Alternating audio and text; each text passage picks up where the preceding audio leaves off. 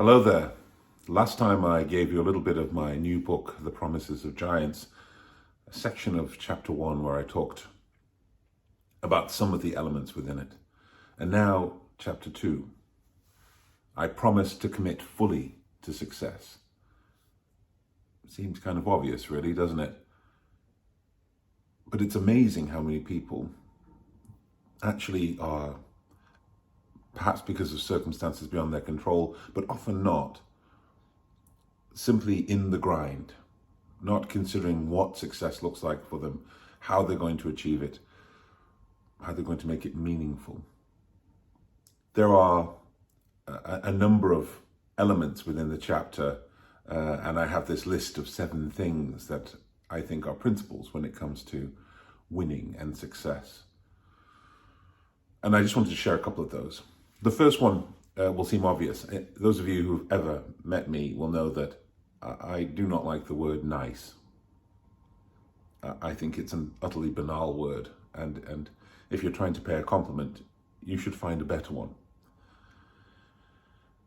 But in the context of this chapter, I talk about the fact that nice guys, and generically nice people, they don't always finish last. Because people think they do.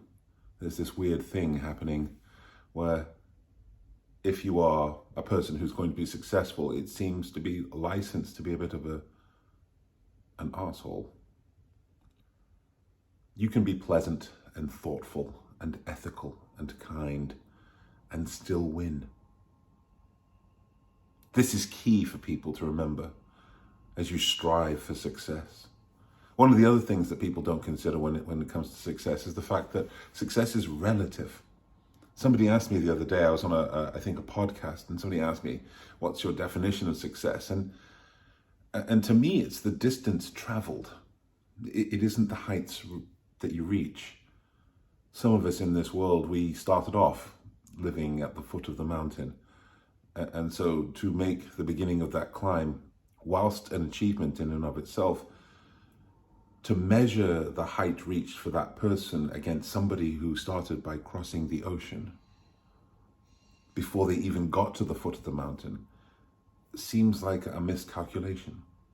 And for each of us as individuals, oftentimes we look around and we compare our success to that of people who started in completely different places. And we fail to understand the magnitude of what we've achieved, which is a true shame. If you've worked hard and you've achieved, and you compare your achievement to somebody else who started in perhaps a more advanced, enhanced, or privileged position, you miss the joy of what you've achieved. And then lastly, just to share one more from this chapter, it's the idea that success hinges on the minutiae. People, even, and perhaps especially successful people,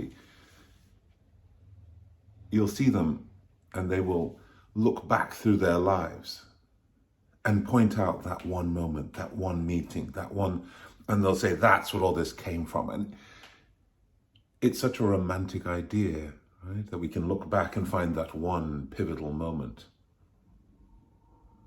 But if you really examine most successful people by any standard, what you find is they've really grasped the idea that success is in the minutiae. It's in the tiny, everyday, onerous, boring, hard work that they do. I promise to commit fully to winning. It's chapter 2 of my new book, The Promises of Giants. I hope you'll enjoy.